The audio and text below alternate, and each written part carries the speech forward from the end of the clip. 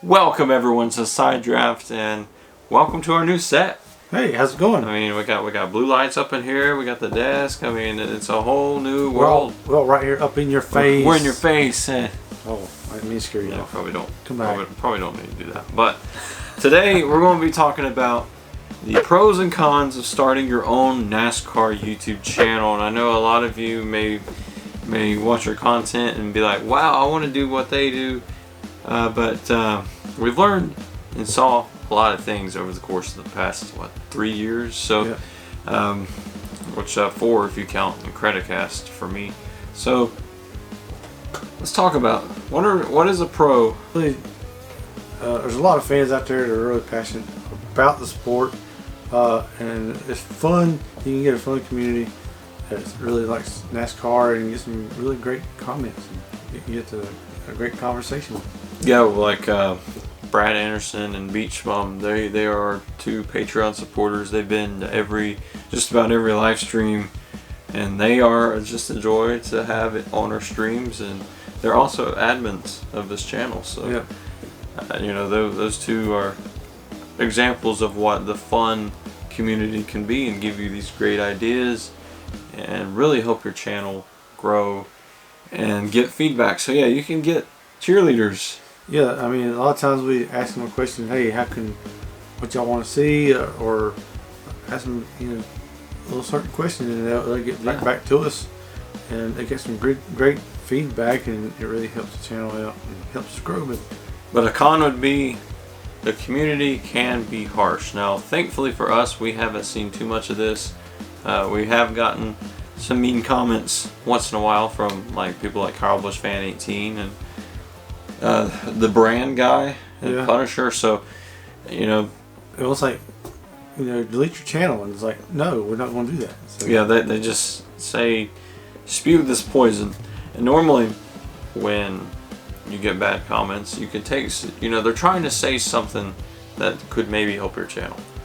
But, if it's just blatant delete your channel or cussing you out over nothing, you really can't take anything from that. So, once you do start a channel and you get some harsh comments, you need to assess what they're saying. Yeah, a lot of times they'll be like, like we're part of NASCAR. We just out here for the fun of it.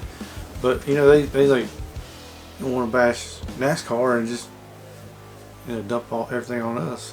Yeah, and they can dislike your videos just because a certain driver won a race, and you have no sort of control over any of that. So that's kind of stupid that they do that, but they do that. And that's just NASCAR YouTube for you. And if you do race reviews, you're probably going to get that too. Definitely. A pro for this would be there's a small market, because not a lot of people make NASCAR YouTube channels. Yeah. Now, it has been growing the past couple of years, but the gaming scene, there's literally everybody does that. Yeah. And so it's a smaller market, and you're most likely to be at least somewhat known in the community if you make content. Yeah, it's definitely so, because there's a few that's really made it big, and it is, you can compete a little bit with them. You just got to grow your own community and just get a little better at it. The con of that would be you have limited potential, because your subscribers, if you make NASCAR content only, has to like NASCAR to understand what you're doing. Countless times I've tried to promote videos on, just small YouTubers' videos or Facebook groups, and a lot of them try to help us out, but they really don't understand what we're doing. They don't understand NASCAR. But a pro to that one would be you could make a new NASCAR fan from your content. Definitely so. Yeah, definitely the limited potential. NASCAR. Their subscribers. What, 100,000, something like that. Yeah. So you're very limited. You can't go right past that. So you're really bound to their numbers. And yeah, you can't beat NASCAR in their subscribers, which kind of moves into the next one. Before we move on, I was going to say another limited potential would be you got a few NASCAR drivers got their own YouTube channels or podcasts, and it's kind of hard to compete against those. Yeah, because we don't get insight of the sport, which this channel is not really a media channel to do the breaking news or anything. It's really just for fans to come and hang out and just talk. Hang out and talk about NASCAR, which is what we're doing today. But NASCAR is always watching, and I put this one on a pro and con because if you make a channel and you're doing wonderful content, there is a good chance that you could maybe get on TV or get a shout out. But if you're on here cussing on the drivers and cussing NASCAR's watching, and they'll probably never put you on anything. Yeah, and it really depends on what you put out. If you put like part of the race you recorded and stuff, and they see that and you're kind of bashing them, they're just going to have your channel took down. So took down or shadow banned, where you're not getting as many subscribers as you probably should be. Yeah, it's pretty cool that NASCAR is watching a lot of these YouTubers talking about NASCAR, and I believe they learn a lot from hearing from what they have to say. And I've noticed that NASCAR uses some of the YouTubers' thumbnail ideas. Like I don't know if this was coincidental or not, but from Fast Picks this year, I had like the driver, and then like an outline of the driver, and then like just a blue or purple background, some sort of color in the background, and then like burnout pictures in the back. Notice NASCAR's used some of those, not the ones I made, but they use that technique. The same format, kind of. And then I've noticed a lot of the other YouTubers started going into that shift too. So I'm going to say that it was me, even though it probably wasn't me. It's probably just coincidence, but I maybe started a trend in NASCAR YouTube. Maybe so. But maybe I have. So yeah, like before when it was all quarantine and stuff, and we just started using some of the green screen stuff, and one of the producers from NASCAR contacted us, about pulling the 100,000 cameras, and we got a little video in that deal, but it was pretty cool. Great opportunity for some producer to come and contact you. It's like, wow, that's a big deal. And that moves into our next pro, is you can get some pretty cool opportunities. The NASCAR organization as a whole, the drivers, crew chiefs, crew members, they can see your content, and they can give you some cool opportunities such as driver interviews, maybe even get on TV like we talked before, which is something that we can kind of say. And then also you can get invited to other podcasts in the sport, which could be by the drivers, tracks, or maybe the teams, or Dale Jr. Download, which hey Dale, we want to be on that show. Nah, he ain't let us on that show. Come on, man.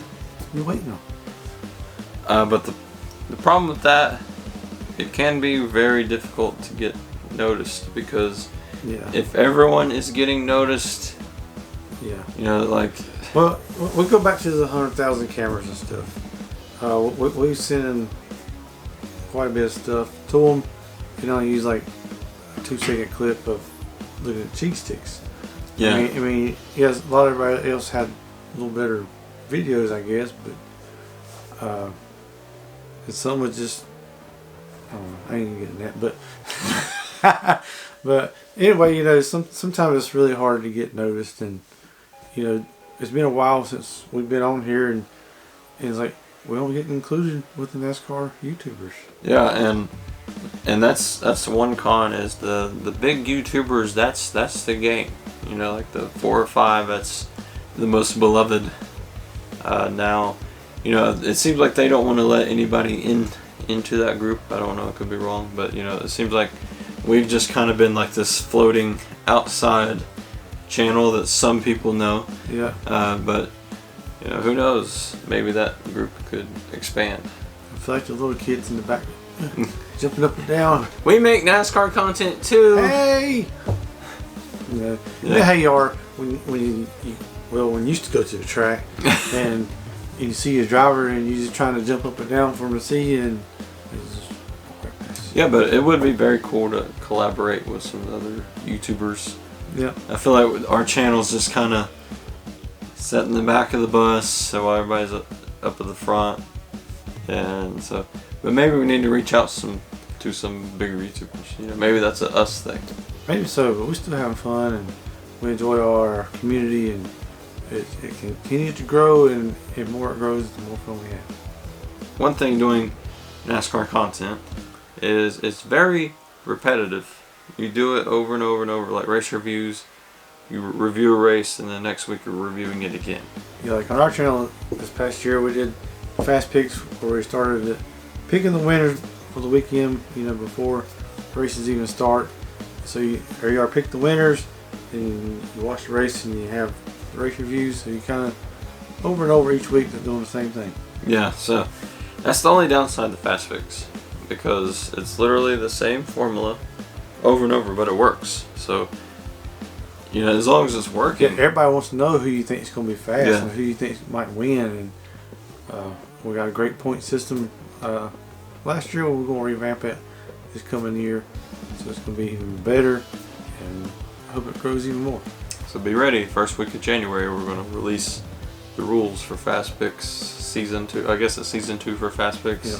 So, yeah, so you kind of get stuck with the content because we've tried to search in different ways, like to do diecast reviews, to be more creative. But the community is so used to how things are done.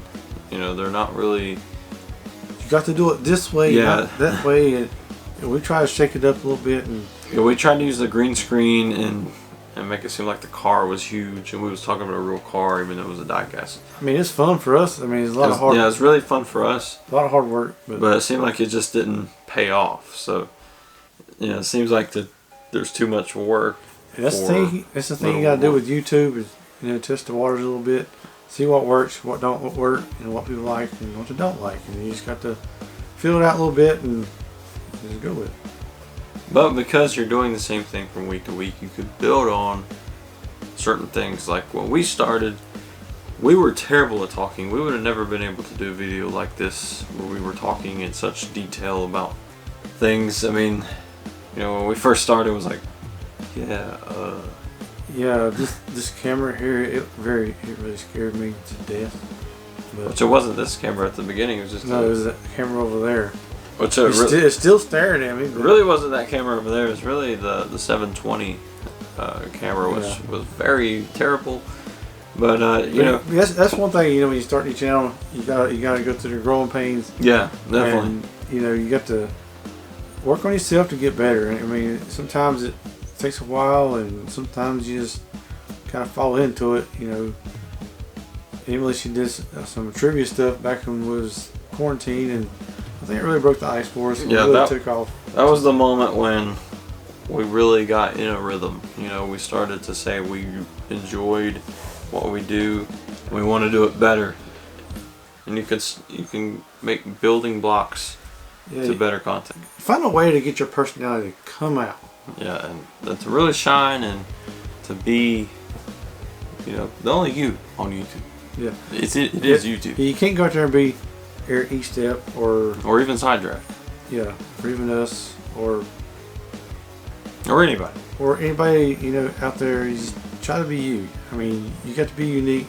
You can try to find their styles and try to imitate that, but you can't be them and just try to find your way. Because remember, YouTube is about broadcasting yourself. You know, even though YouTube is kind of strayed away from that idea, but no matter what, it's still YouTube. It's still about you and us and everybody. Yep. It's an us tube now. Us tube. And the last couple points here, it can feel overwhelming at times. Yeah, definitely. Yeah, I mean, you know, you look back when we come back to racing, and they had Wednesday night races and back-to-back races, and that's a lot to take in and try to keep up the schedule this year. And maybe if you're busy at home and you ain't got time to really, you know, watch the races and stuff, and then try to do the race review, and you're just kind of juggling things around. Yeah, so especially when you got like 40 weeks in a year, you know, throughout all the cup races, Xfinity and truck, and And even more so if you're trying to do more motorsports along with that, especially F1, they go all the way into December. So it can get overwhelming, just trying to make it to the off season so you can have a break. Yeah. Just be like Brad Keselowski said about his interview. You just gotta enjoy the grind. Yeah, and ever since Brad tweeted that, I've really taken that advice. just enjoy. Thank you, Brad. I know you wasn't intended for us to take the advice, but we took it. I know it was mostly for drivers, but for YouTubers and content creators alike, you gotta love the grind.